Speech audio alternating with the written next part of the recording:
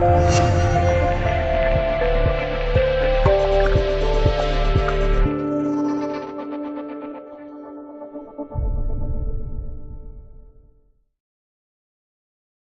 腊首都雅典23日爆发的森林火灾已经造成至少50人死亡。图源 ABC 综合法新社、英国广播公司、BBC 等外媒报道。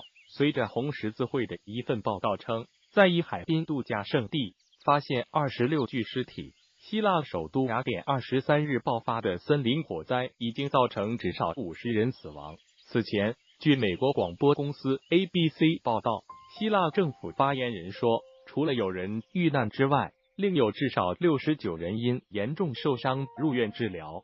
这是希腊近11年来最致命的火灾。为了应付火灾，希腊政府向国际社会提出了援助。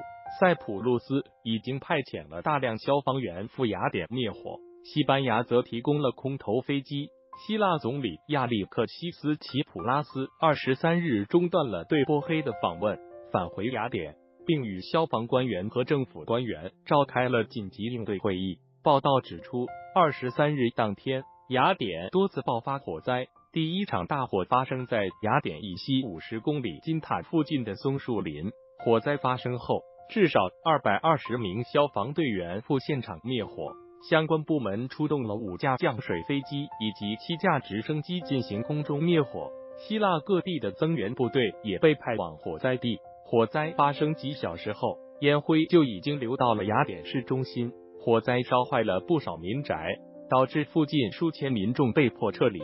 有居民利用花园的水管灭火，也有居民乘坐汽车和轻便摩托车撤离。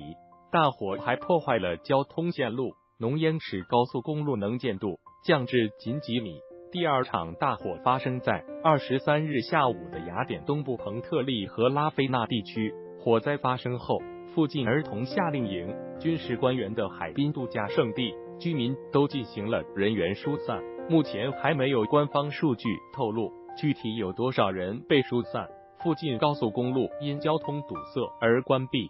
当地官员称，约100栋房屋被大火烧毁。